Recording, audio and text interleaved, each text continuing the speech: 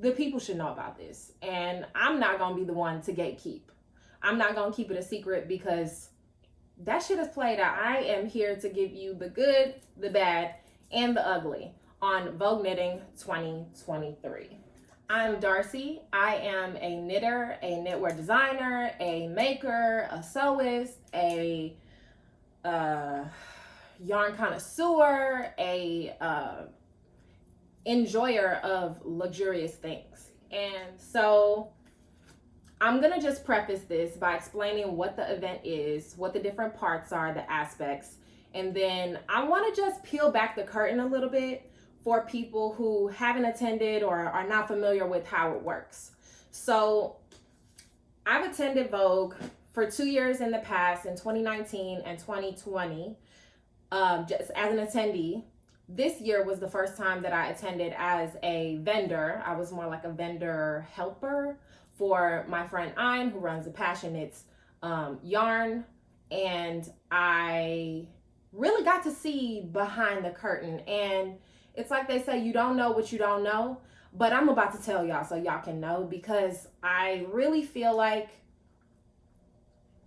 this information should be available for vendors who may want to vend at Vogue in the future or are considering vending at Vogue, or even people who are considering attending. I'm gonna tell you the real deal, and I'm not gonna sugarcoat it, because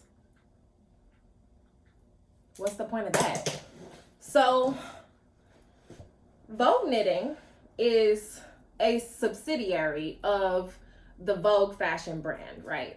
Everybody knows the name Vogue. And this knitting, umbrella that they have pretty much exists to like publish a magazine, and the magazines are based on like selling patterns, advertisements, that kind of thing. And then they have these in-person live events where there's classes, there's speakers, there's a marketplace, and it's really like an opportunity for people to kind of like come together. So they do it in several cities, but this one was in New York. The only one I've been to is New York. So in previous years, I lived in New York, so I didn't have to travel to get to the festival. I just took the subway. But this year, I was traveling from St. Louis to New York to attend the festival and to assist my friend Ein at her booth and to hang out with my bestie, Ijama, who is also a knitter. I'm going to put in some videos and stuff over here, but I haven't, I didn't record a lot of content because I was just trying to live in the moment, enjoy my life, but after the fact, after I got there and I kind of saw what's happening on the ground, I was kind of like, okay, the people should know about this. And I'm not going to be the one to gatekeep. I'm not going to keep it a secret because that shit is played out. Like, people should know what they're spending their money on and what they're about to get for their money. So that's why I'm here today. So essentially, vendors pay Vogue a lot of money. What I'm gonna say, probably 2-3 times what a typical festival costs. They pay that to Vogue for the honor of vending at the festival. Then Vogue also charges for Wi-Fi to be able to process payments, tables, grid walls, and then they have selected the Marriott Marquis in Times Square as the venue for this event, which I don't really understand because that's like the most hectic, busiest, horrible place in New York, I would say. New Yorkers, and I would consider myself maybe a recovering New Yorker. No one likes going to Times Square. And let's be honest, people are not seeing the signs from Vogue Knitting outside and walking in off the street like they didn't know about it. You're going to the event because you know it's happening already and you want to be in the room where it's happening. So you go to Times Square, that's where it's happening. But I think it's a poor choice of venue. The Marriott Marquis was renovated over, I don't know, a few years in the pandemic. In between the last time I went and this time going, it was renovated. And they alleged that the lighting situation had improved a lot. It doesn't make sense to me. If I'm Vogue Knitting Logistics Queen, I'm not going to choose a place for people to sell yarn where people can't really see the yarn, what it looks like well. Especially where like colors matter, people are really trying to get like things to go together, or they really want to see exactly what they're getting. It's hard when the lighting situation is not, perfect. So I don't love the location because it's Times Square. It's a pain in the ass to get there, to go, anywhere. It's just all kinds of tourists everywhere, and people, just too many people. And I feel like it's an ill-fitting location for this event because it's not the type of event that's going to attract people who are just walking in off the street who don't know what's what. The people who are going know what they're going for. So just make it somewhere else and people are still going to come. I also don't like that the hotel accommodations are so expensive at the Marriott Marquis because it's in Times Square. Like Vogue Knitting could easily choose a venue that has a space available for, the marketplace and classes, as well as appropriate lighting and more affordable accommodations. It's already New York. Everybody is spending a bunch of money to be there.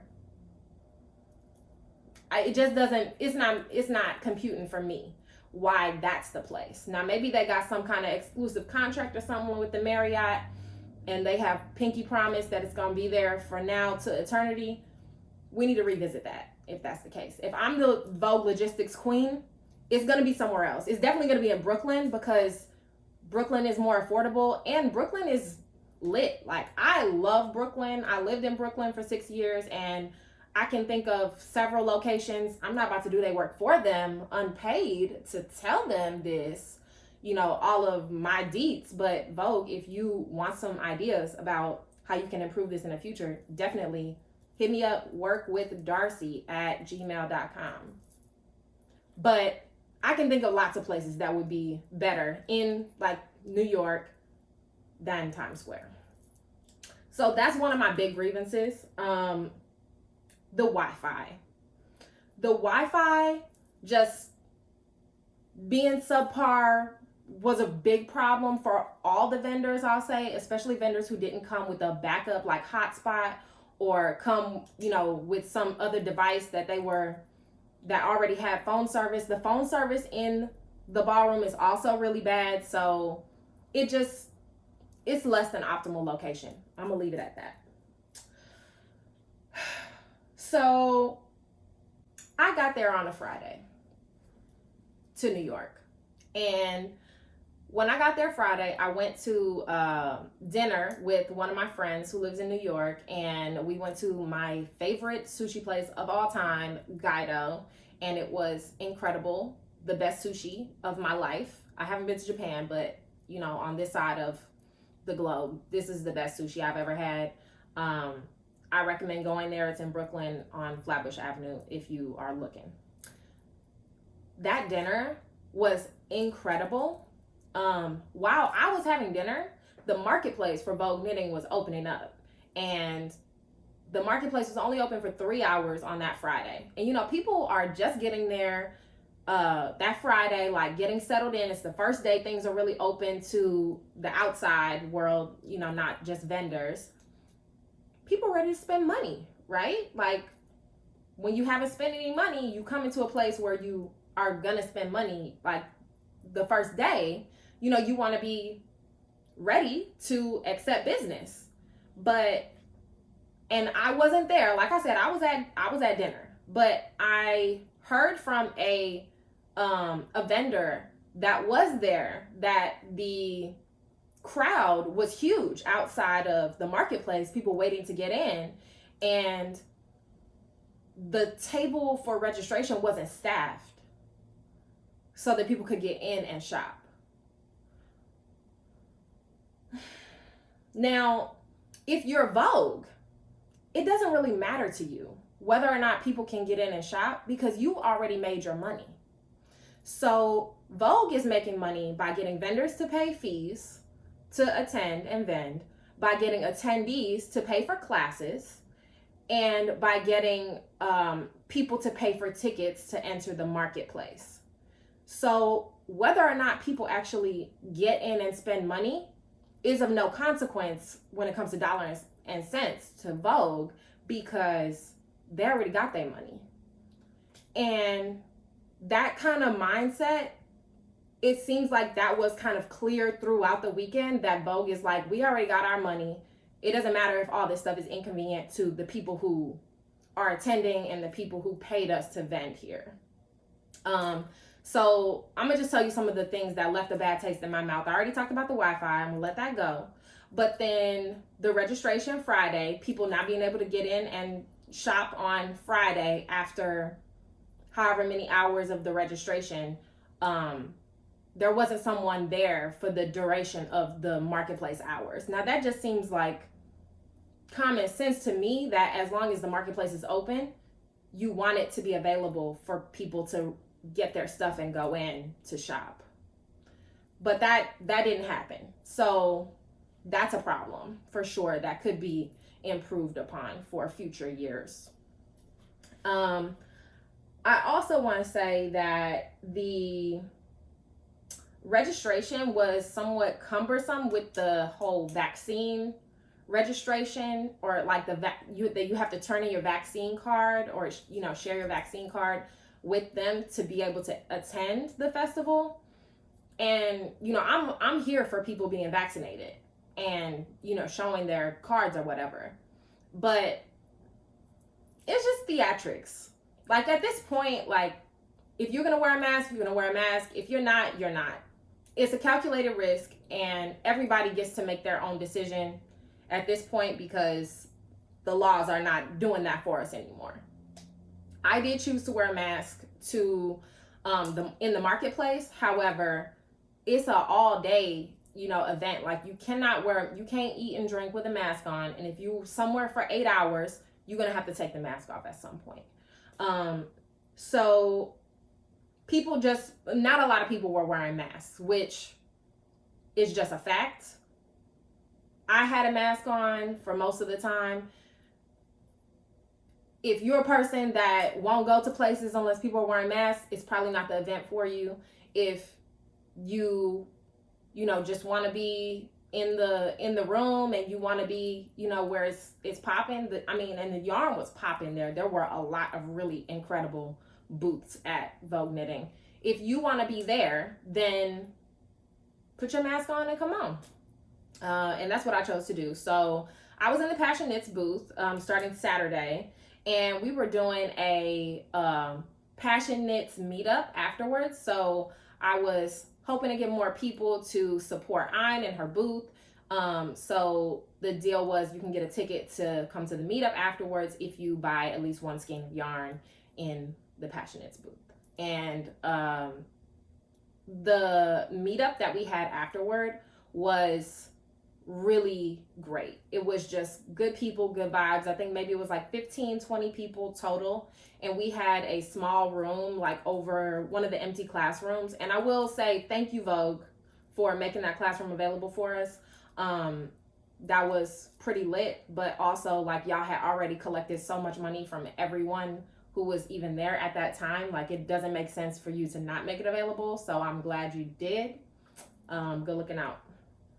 So the marketplace went all day Saturday, and pretty much without a hitch, I would say, except for the Wi-Fi and the processing problems. But then after the marketplace closed, then we went to the classroom for the knitting meetup. And I got to meet some really cool people, people who follow me on Instagram, people who maybe just met me there and didn't know anything about me. It was just it just felt good to be with people again, with knitting people, meeting people. And yeah, I really appreciated that. That was one of the highlights for me, was the meetup, because it was just nice to talk to other people and get to know them and hear about their lives and where they're from and the kind of stuff they like to knit, and everybody had a project and talked about their project. It was just very wholesome and enjoyable. So that was one good thing that came out of it. There were multiple good things, and I don't want this to sound all negative, but there was definitely bad stuff. So Sunday was the day that I decided to shop because I was doing more work in the booth to help Ein, process payments or, organize things or help people to pick out different yarns. And that was all good. And I was like, I'm not going to shop Saturday anyway. I'm going to just walk around, see what's here, give other people a chance. And then I'm going to go in on Sunday and shop. So I went around, did a lap around once, and there's two stories of ballroom space that is just completely packed out with vendors, people selling all kind of fiber stuff. So I did my laps around, and I was kind of like, okay, I got my eye on this, my eye on that. Like, I'm gonna, do another lap around. Long story short, for some reason, Vogue closed the marketplace an hour early. And I didn't know it was closing an hour early. So like, let's say it was supposed to close at 4, it closed at 3. And this wasn't like in the grocery store when they're like, attention shoppers, you have 15 more minutes before the store closes. No warning. They got on there and was like, thanks for another great year. See you next year. The marketplace is closed. And I was like, but I didn't get all my yarn yet. I still thought I had another hour. So I didn't get to see everything I wanted to see. I didn't get to meet everybody I wanted to meet or even shop at all the booths that I wanted to go to because I just believed the hours that they put out initially. And when I heard that over the intercom, I was like, what is going on? Why is it closing an hour early? And I was like, oh, they said it was going to close an hour early because of something with the union. But then I'm thinking from the vendor side, the vendors have paid a set amount of money. And when you're banking on making X amount per hour to make the money you spent worth it, and then all of a sudden you have one less hour to make money, the dollar signs is just going across my eyes like a slot machine of all the money that people didn't make because the marketplace was open for one less hour than advertised to everybody.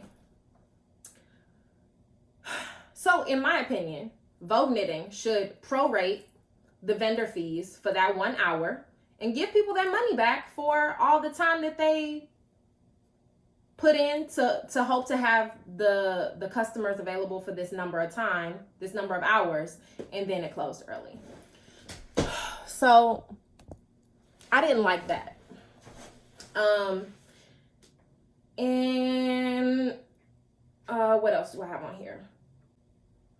Next day, the next day, Monday, when I was leaving New York, I had on one of my little sweaters, in the airport, and there was a woman in the TSA line behind me who also had on a knit sweater, and I could just tell, real recognize real.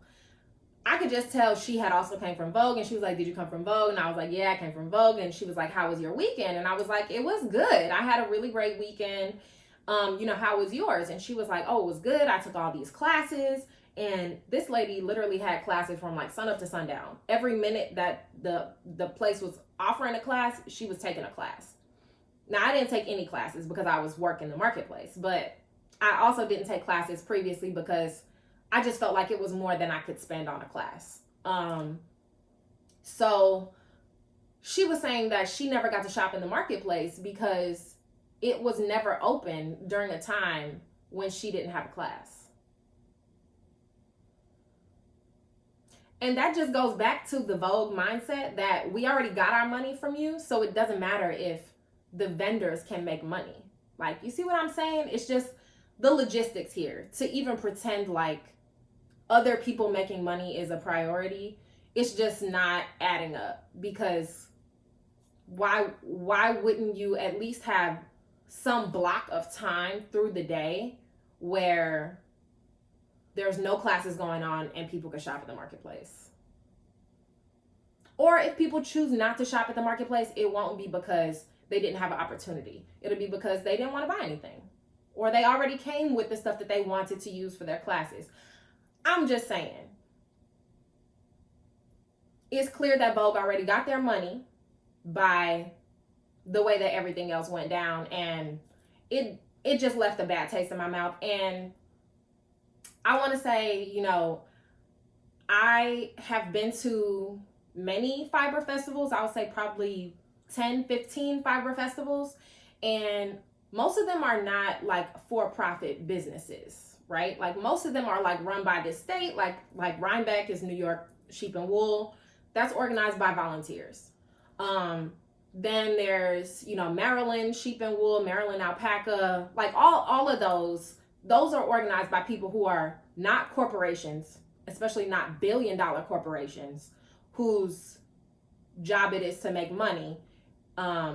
It's their job to make a nice event for people and to make it worth it for the people who are paying to be there to make money.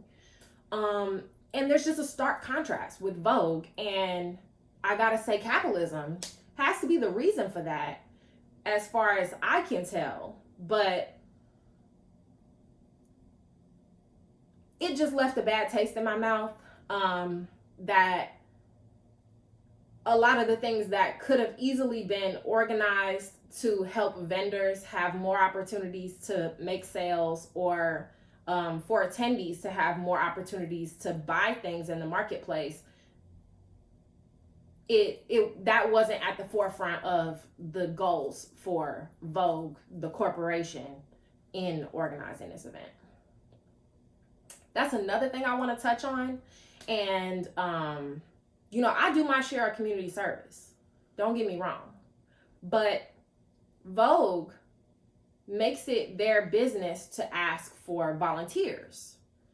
No shade to the people who are gonna volunteer, because I think when you volunteer, you get like a class, or you get you get into the marketplace free, something like that. But for a billion-dollar company to ask for volunteers, I mean, it just is ick. That's an ick for me, because this is a for-profit business. Why do y'all need anybody to volunteer? And just looking at all the fees, you know, from the vendor side, I mean, they raking it in. Especially looking around at all the booths, Vogue did well. They doing all right. And if they aren't doing all right, please release the financials so that I can feel bad for you. But for right now, it's a corporation, and I can just see how they're moving as a corporation when I take into consideration all the other things that I noticed over the weekend. So that leaves a bad taste in my mouth that they would say, oh, we want volunteers. I don't know. And if you want to do it, no shade to you, that's fine. But I just don't like it. Especially when, you know, this is not a mom and pop, you know, community sponsored run organization. This is a billion-dollar corporation that's asking for volunteers.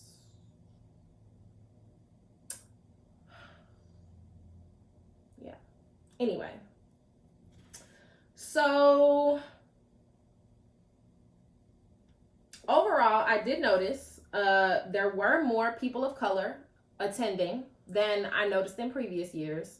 And I wouldn't necessarily give Vogue credit for that. I think that might just be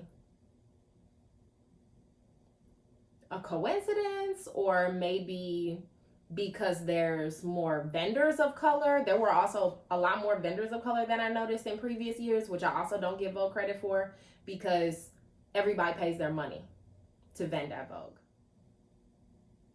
Let me see what else. Oh, so everyone had a badge like this. And in previous years, they had done like a wristband. And when you do the wristband, there was somebody like watching to see if you came through the door, you know, and you had the wristband on to get in. This year, just free for all. People could have just walked in off the street. And I don't know what the change in security measures was for this year. Perhaps the budget got cut or something for security, but there was no one checking no type of registration. So, I mean, it's great that y'all asking people to register and tell you their life story, you know, on the online registration and submit the vaccine card, but what is that really worth when people can just walk in off the street and there's no one there, like, to stop them? Yeah. So I thought that was weird. Like, why go through all the hassle on the front end to try to protect people to just then let it be open to anyone who could just walk in? Definitely something to think about. The tickets for the marketplace. So in previous years, it has been like $20 or $25 for 1 day or 2 days. You could do, I think it must have been like 15 for 1 day, maybe 20 for 2 days or something like that. But it's for all day. You can come all day. This year, they decided to roll out the 2-hour shopping windows for the marketplace. Now, this is just another way that it just shows that they've already made their money. They don't care if the vendors make anything. By telling customers, hey guys, you have 2 hours to shop. Good luck. Like, at the end of your 2 hours, that's it. Now, this is obviously a money grab because you can buy as many 2-hour slots as you want, was the messaging. And that just really rubbed me the wrong way as well, because the kind of messaging you don't want for an event like this is like, oh, hurry up and grab everything, buy. Like, that's not the vibe that knitters want. Like, people don't want to be, you know, rushed through the whole thing. And this was not an event that was overcrowded and the, you know, ticketing needed to be limited. And they ended up throwing out the 2-hour windows, which was the right thing to do. I mean, I don't know who suggested that to begin with, but that really rubbed me the wrong way, as someone who had attended previously and knows that that's not the norm. I just thought it was in very bad taste, very tacky to try to make people buy slots for shopping at a festival. Because I know that's not how they've always done it, I know it's a money grab. So I would just say overall, I got to see a lot of people who I don't see often. It was a great time, a great weekend, but there is lots of opportunities for growth, for future festivals, from Vogue, and, you know, maybe people who are interested in organizing other festivals may see this and decide to make some changes based on what I didn't like. I do have a pile of stuff that I bought at Vogue Knitting that I am going to share now. So if you don't care about that, thank you for coming to my TED Talk on the glows and grows of Vogue Knitting Live 2023. I'm going to show you what I bought. Okay. So let me start with this because I thought this was just really interesting and special. Let me move back a little bit. This is a DK weight Surrey merino nylon, and this is from Urban Girl Yarns. And oh, I'm getting blown out. Here's the label, Urban Girl Yarns. And this is just such a pretty color. I got 3 because that would be like enough for a sweater for me. So I bought that. And I also got this from Urban Girl Yarns. This was from another seller though that has a yarn shop in Texas. I'll link the the yarn shop, but it's a black owned yarn shop in Houston, I believe. And I got this there. This is a Boston DK, and this color is called Tanzanite, I think. I think Tanzanite is this one. All right. So I had to support my girl Ava from Seismic. Oh, this lighting is a challenge here. Okay, is that better? Yeah, maybe a little bit. So this is from Seismic Yarn, and this is the roasted ube color. And this is on butter sock, super soft, extra fine merino. I got this, and I was going for a purple thing. It's for a future project. Y'all see what I make. And then this got mohair all over it, unfortunately, but this is Velvet Moon Carnations, and this is from PassionKnits. And this is like a burgundy-ish, purpley color. And from BzyPeach, I got this 100% Pima cotton. It's a sock weight, and I'm planning to make a like bralette summer top with this cotton. I got this beautiful skein from Who Made hand-dyed yarn, and this is called Essex. And I don't know if you can see the ply on this, but it's a beautiful 2-ply yarn. So I had to get that, and this is called Made Chromatic is the base. And I also got this really fluffy squishy skein called Periwinkle, and this is a worsted weight from Yoriko Oki, I think is how you pronounce her name. And this is a shop that is on Granville Island in Vancouver, and I've been to this shop in Vancouver and bought yarn there, so I definitely had to support again when I saw them at Vogue Knitting. The other things that I got are all PassionKnits, and I'm gonna show them to you. So I got 2 of these Breaking Dawn, and I don't know if the colors will be true in the video, but this is almost like a deep black, blue, purple color. It's a tonal, and this is on the Spellbound base, which is a 75-25 blend.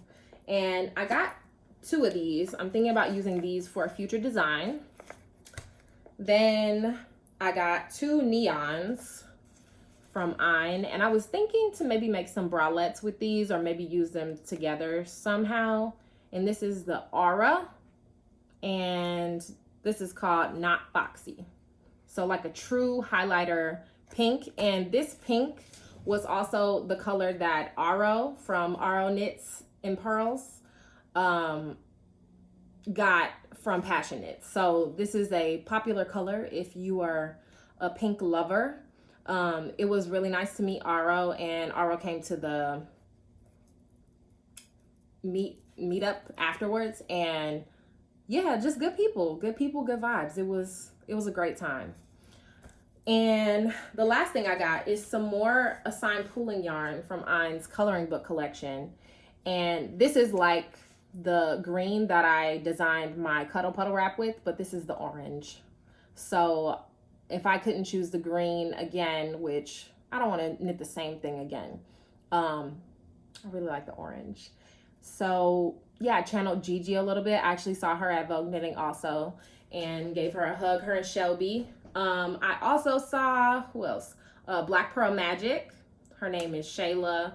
I saw Amanda, Melanated Boho Bay. A lot of people who I know on the internet, but like saw them for the first time in person. So overall, not bad, but I definitely see how capitalism is creeping in and kind of just souring things a little bit. But take from that what you will. I would attend Vogue in future years. It wasn't overcrowded like I thought it may be. I went to Rhinebeck last year, and it was just absolutely overrun. So I was really glad that Vogue was not overrun in that same way. Yeah, did you go to Vogue? Did you like it? What did you think? Do you have some questions about it that I didn't cover? I also want to say the LaGuardia Airport, very nice now. I mean, that place when I lived there was absolutely like bargain basement for sure. Now it's really a nice airport to fly through. So that's another change that I noticed since I left New York. But yeah, if you stuck with me this whole time, thank you. Please give me a thumbs up if you learned something from this video that you maybe didn't know. Like I said, I'm not trying to be like a negative Nancy. I just want people to know what other people's experience in the different, you know, sides of the festival was. So thank you for watching. Please subscribe if you like my content, and I will see you in my next video. Bye.